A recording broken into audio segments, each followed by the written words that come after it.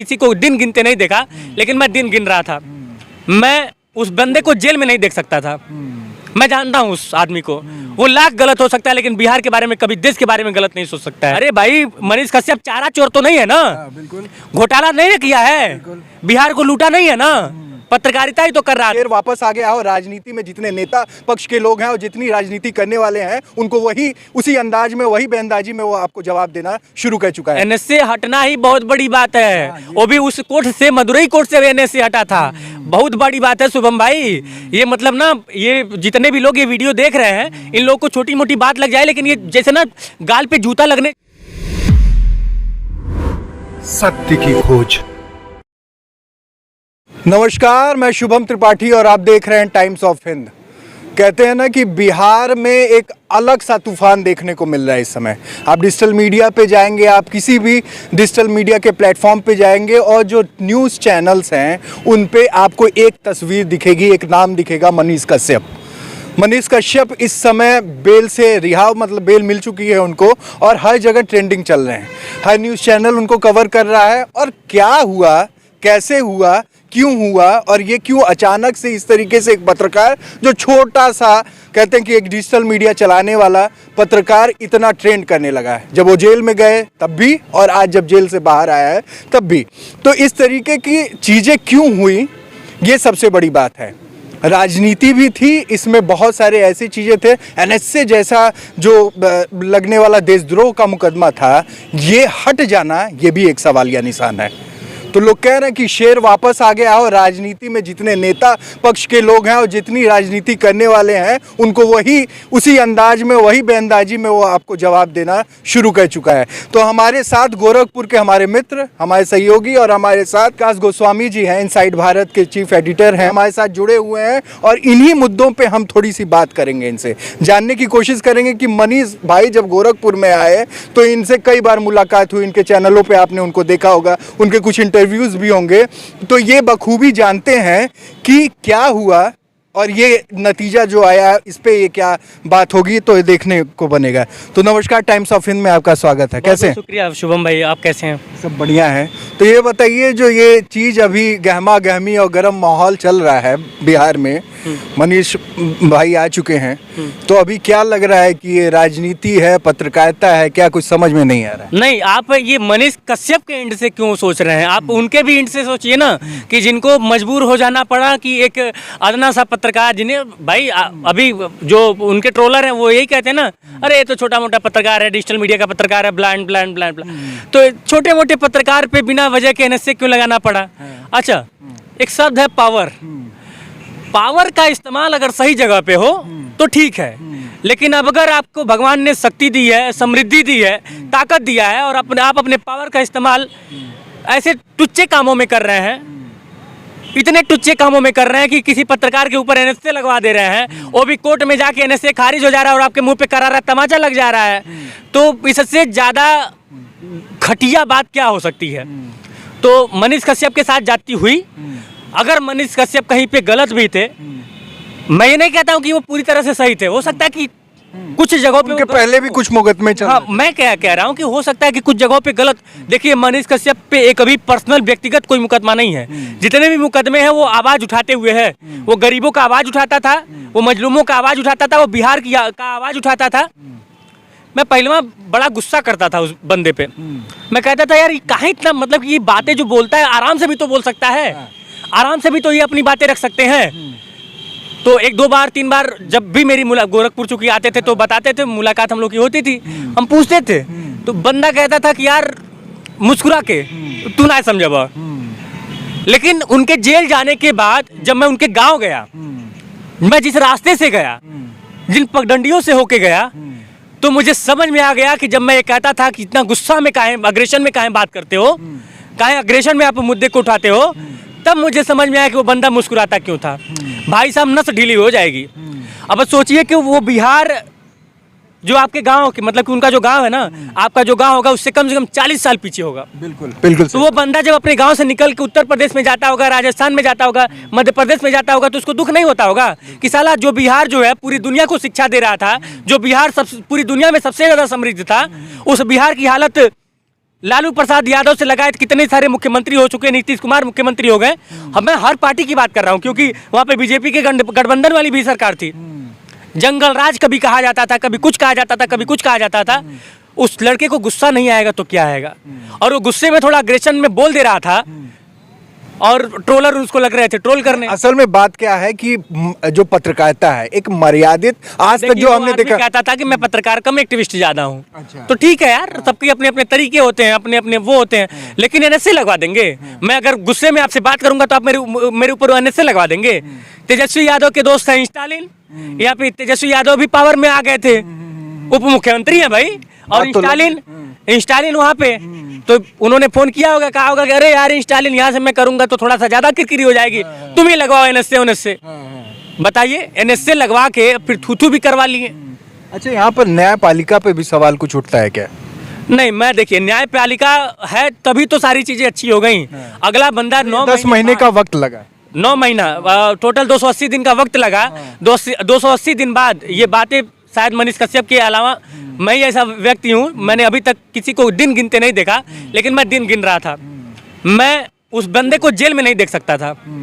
मैं जानता हूँ उस आदमी को, वो लाख गलत हो सकता है, लेकिन बिहार के बारे में कभी, देश के बारे में गलत नहीं सोच सकता है। उसकी कोई बातें आपको बुरी लग सकती हैं, कुछ टिप्पणियां आपको बुरी लग सकती हैं, कुछ जगहों पे वो गलत हो सकता है, लेकिन जब देश की बात आप करेंगे ना, तो वो बिहार के बारे में और देश के बारे में कभी, मतलब एनएसए जैसा ये वाहियात काम हुआ था। अच्छा, एनएसए लगने के बाद जब मनीष कश्यप को पहली बार वो विजुअल देखने को मिला कि उनके आंखों में आंसू था, तो उसका जवाब दिया रवि भट्ट, हमारे मित्र हैं, पत्रकार, उन्होंने इंटरव्यू लिया, तो उन्होंने पूछा कि वो आंसू कैसा था, तो उसका जवाब दिया कि मुझे न्यायपालिका पे बहुत विश्वास था और अखंड विश्वास था, लेकिन जब वही न्यायपालिका, मैं उन जज का नाम नहीं लूंगा, उन्होंने भी यही सेम जवाब दिया। होता क्या ना कि कई बार ना जज के सामने भी कुछ प्रेशर होते हैं, ठीक है ना। मीडिया जैसे कई बार ना, मीडिया जब चीज़ों को बहुत बढ़ा चढ़ा के दिखाने लगती है, या फिर पब्लिक के जो रिएक्शन होते हैं, तो कई बार जो है उसका जजमेंट पे भी असर पड़ता है। लेकिन लास्ट में, अंत में जीत न्याय की ही होती है। तो वो एक प्रारंभिक फेज था, और प्रारंभिक फेज में भाई जितने भी अधिकारी होते हैं, नेताओं से सब लोग, कौन नहीं डरता है, कौन नहीं दबता है भाई। वो सत्ता में है, शासन में है, कुछ भी कर सकते हैं। तो हो सकता है कि कोई प्रेशर रहा हो, लेकिन जब उनके ऊपर भी तो लोग हैं भाई। पहले तो निचली अदालत, ऊपर ही भी तो अदालत है, हाई कोर्ट भी तो है, सुप्रीम कोर्ट भी तो है, तो सीबीआई जांच के लिए हो जाए। तो वही बात है। नहीं, एनएसए हटना ही बहुत बड़ी बात है। वो भी उस कोर्ट से, मदुरई कोर्ट से एनएसए हटा था, बहुत बड़ी बात है शुभम भाई। ये मतलब ना, ये जितने भी लोग ये वीडियो देख रहे हैं, इन लोगों को छोटी मोटी बात लग जाए, लेकिन ये जैसे ना गाल पे जूता लगने जितना बड़ी बात है कि आप अपने पावर का इस्तेमाल करके एनएसए लगवा रहे हैं, और उसके बाद से फिर कोर्ट उस एनएसए को हटा दे रहा है। तो मतलब ये तमाचा नहीं, जूता गाल पे लगने वाली बात है। अब वो उस बेइज्जती को महसूस करे ना करे, वो अलग बात है।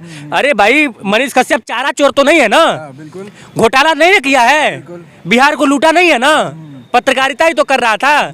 बिहार के मजदूर जाते नहीं है, मुंबई नहीं जाते हैं, दिल्ली नहीं जाते हैं, सुनिए ना, मुंबई नहीं जाते हैं, दिल्ली नहीं जाते हैं, बैंगलोर नहीं जाते हैं, तमिलनाडु नहीं जाते हैं।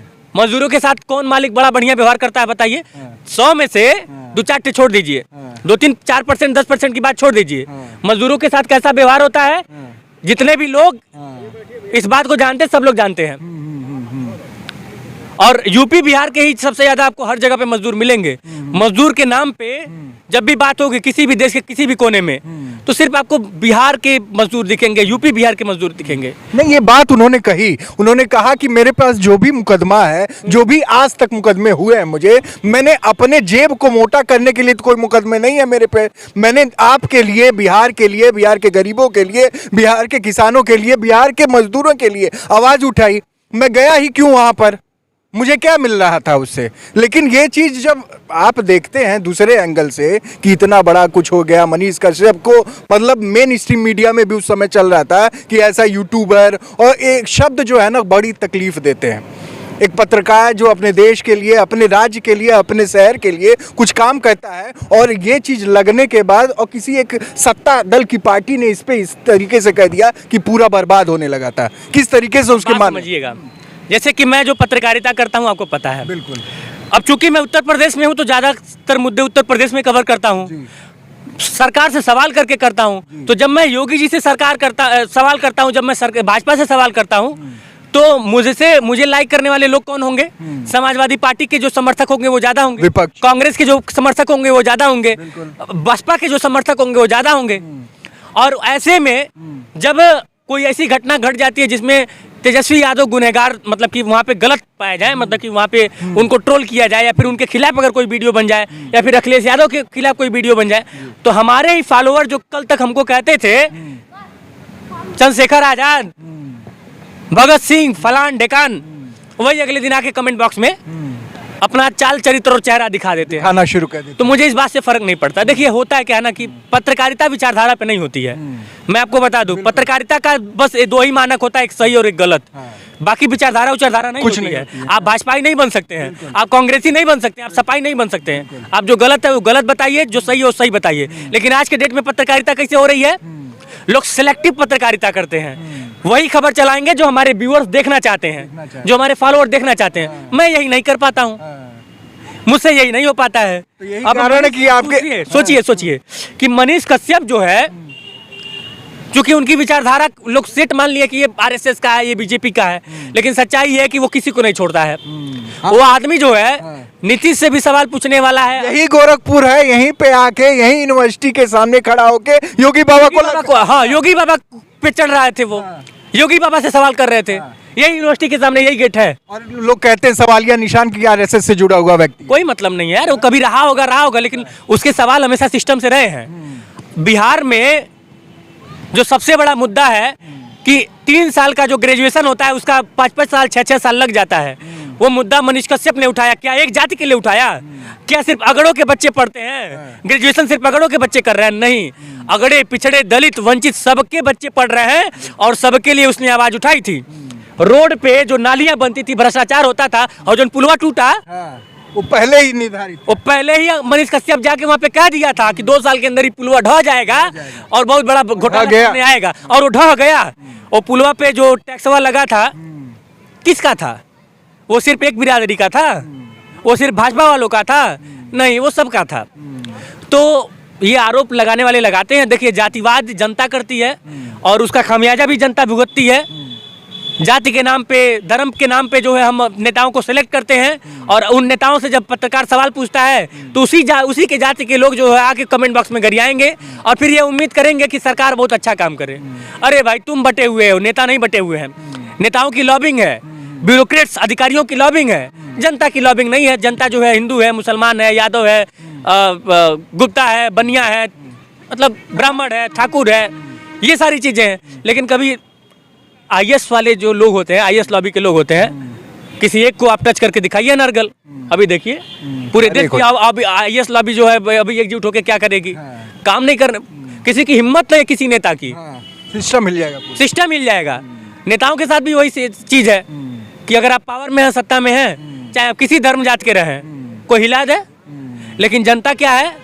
अरे हमारा टाइटल यादव है, बस अब कोई बात नहीं। यादव जी, अखिलेश बाबू ही हमारा, यादव हमारे हैं, अखिलेश यादव हमारे हैं, हमारा टाइटल सिंह है तो योगी जी हमारे हैं, हमारा टाइटल फला है तो फलाने हमारे हैं, यही चलता है। तो हाँ, देखिए, इसमें सबसे बड़ा जो कारण है ना, वो यही है कि हम बटे हुए हैं। उसका फायदा जो है ब्यूरोक्रेट्स और पॉलिटिक्स दोनों उठाता है। 2024 के चुनाव आने वाले हैं, जल्द हम इस पे भी बात करेंगे। आज मुद्दा था मनीष कश्यप का। हम एक आखिरी सवाल आपसे पूछेंगे मनीष कश्यप का। क्या लगता है कि अगले 5 साल 10 साल आप जो मिले हुए हैं, हम भी मिले हुए हैं, क्या लगता है कि बिहार की राजनीति में और पत्रकारिता जगत में कैसा चेहरा ये बन के सामने आएगा? जो अंगारे मैंने उसकी आंखों में और उसकी शांत, अभी मैंने मनीष का एग्रेसिव रूप आप लोगों ने देखा ना, मैं अभी मनीष का जो है ना, वो जो अंदर का जो मतलब कि तूफान जो उमड़ रहा है ना, जो मतलब एक शांत चेहरा मुझे दिखा, और उस शांति के पीछे जो अंगारे धधक रहे हैं ना, वो बवंडर लाएगा और बिहार में क्रांति लाएगा। आप देख लीजिएगा, ज़्यादा नहीं, 15 से 20 साल के अंदर मनीष कश्यप जो है, मैं दावा तो नहीं कर रहा हूँ, लेकिन मुझे उम्मीद है कि उस योग्य हो जाएंगे कि वो बिहार का भविष्य तय करेंगे। जब तक तोड़ेंगे नहीं तब तक छोड़ेंगे नहीं, ये आखिरी शब्द थे। इस तरीके से मनीष कश्यप के शब्द अक्सर ही आपको सुनने को मिले थे, और ये जेल से निकलने के बाद के शब्द हैं। तो कहीं ना कहीं राजनीति में भी और जो भी राजनेता है ना उनके में भी खलबली मच चुकी है।